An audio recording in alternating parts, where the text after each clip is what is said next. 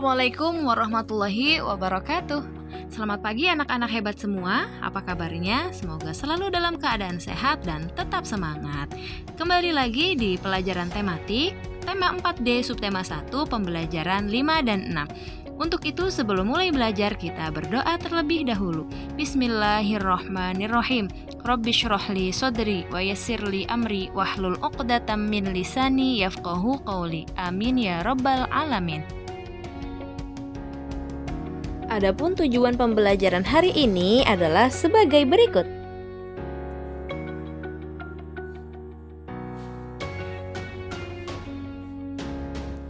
Silahkan kalian siapkan masing-masing alat tulis serta buku tematik 4D halaman 25. Pada minggu yang lalu kita sudah belajar tentang bagaimana bersikap jujur untuk pengamalan sila pertama Pancasila, yakni kita harus membiasakan bersikap jujur. Sikap jujur bermanfaat bagi kita, sebaliknya sikap tidak jujur akan merugikan kita. Hari ini kita akan belajar tentang kegiatan ekonomi dan berbagai pekerjaan di lingkungan sekitar. Kita semua telah mempelajari beberapa jenis pekerjaan. Nah, salah satu kegiatan ekonomi yang dilakukan oleh masyarakat sekitar pantai yaitu menangkap ikan yang dilakukan oleh nelayan. Dan tahukah kalian bahwa semua jenis pekerjaan terkait dengan kegiatan ekonomi? Sekarang kita akan belajar tentang kegiatan ekonomi dan berbagai pekerjaan di lingkungan sekitar. Anak-anak Bu Guru yang hebat, dalam kehidupan sehari-hari, kita tidak lepas dari yang namanya kegiatan ekonomi. Namun, tahukah kalian apa yang dimaksud dengan kegiatan ekonomi? Kegiatan ekonomi adalah kegiatan yang dilakukan untuk memenuhi kebutuhan hidup. Tujuan dari kegiatan ekonomi sendiri adalah sarana pemenuhan kebutuhan dan menghasilkan keuntungan bagi manusia. Manusia mengenal kegiatan ekonomi sebagai produksi, distribusi, dan konsumsi. Kegiatan produksi adalah kegiatan yang bertujuan untuk menghasilkan dan menambah nilai guna dari barang ataupun jasa. Tujuan dari kegiatan produksi adalah menghasilkan barang ataupun jasa yang dapat memenuhi kebutuhan konsumen. Pelaku dari kegiatan produksi disebut sebagai produsen. Contoh kegiatan produksi adalah penjahit yang menjahit kain untuk dijadikan pakaian siap pakai. Kain ini termasuk ke dalam barang setengah jadi, karena kain terbuat dari benang yang berbahan baku kapas. Kegiatan distribusi. Distribusi adalah kegiatan menyalurkan barang dari pihak produsen kepada konsumen. Tujuannya adalah supaya barang atau jasa yang disalurkan dapat tersebar luas ke konsumen yang membutuhkan. Pelaku dalam kegiatan distribusi disebut sebagai distributor. Dalam kegiatan ekonomi, distribusi ini sangat penting sehingga tercapai sesuai antara ketersediaan barang dengan kebutuhan konsumen. Dan pelaku distribusi akan menyalurkan barang produksi dari tempat yang jauh ke berbagai agen atau pengecer di pasar ataupun toko-toko. Dengan demikian, barang produksi dapat secara luas tersebar di seluruh wilayah.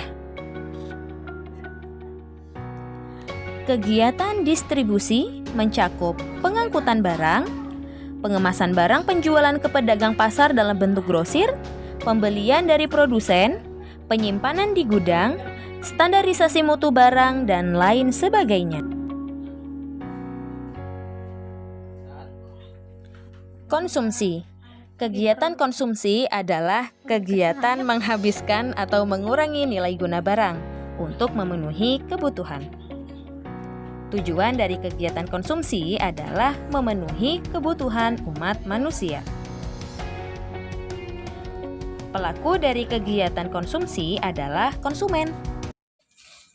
Sekarang mari kita simak video skema kegiatan ekonomi.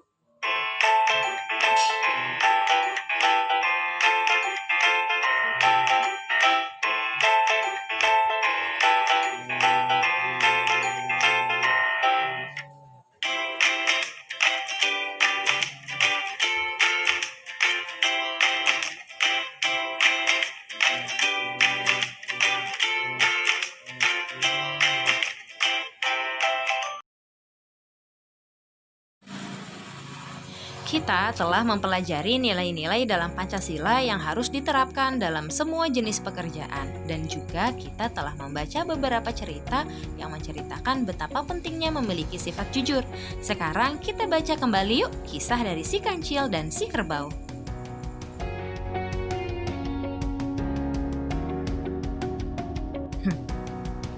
Pada suatu hari, si kancil merasa lelah sekali.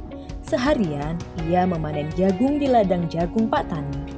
Tak lama kemudian, datanglah si kerbau yang tak sengaja melewati ladang jagung tersebut. Si kerbau yang berjalan pelan lalu menegur si kancil. "Hai kancil, kamu tampak sibuk sekali. Memangnya kamu diberi apa oleh Pak Tani?" Tanya si kerbau kepada si kancil sambil terkekeh-kekeh. Kancil yang sedang sibuk merapikan jagung-jagung mendengar bahwa si kerbau menegurnya.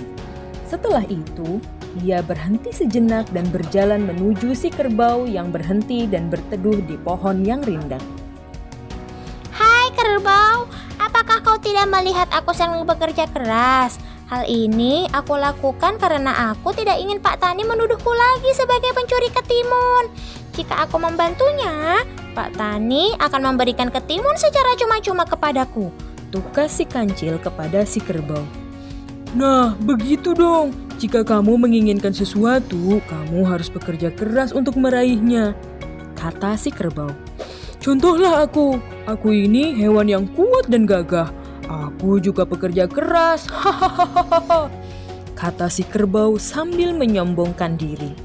Kerbau lalu pergi meninggalkan kancil untuk memakan rerumputan di sekitar pohon rindang tempatnya berteduh.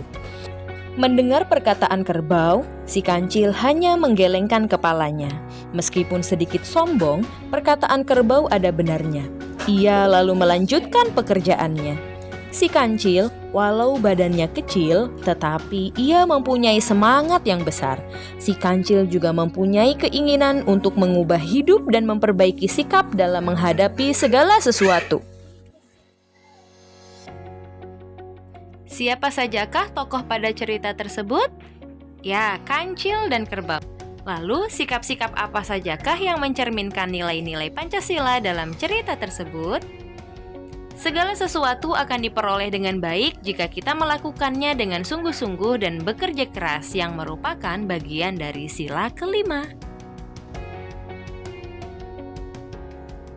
Kesimpulan pada pembelajaran hari ini adalah setiap orang bekerja untuk memenuhi kebutuhan hidupnya.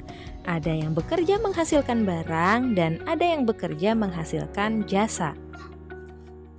Ada berbagai pekerjaan di sekitar kita. Semua pekerjaan itu baik dan bermanfaat untuk orang lain. Mengapa manusia harus bekerja? Manusia bekerja untuk berkarya dan memenuhi keperluan hidupnya.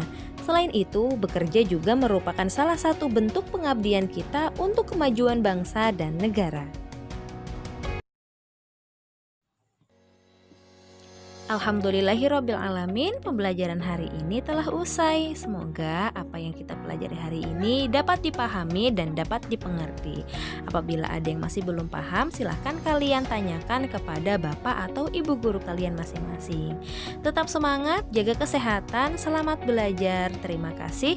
Wassalamualaikum warahmatullahi wabarakatuh.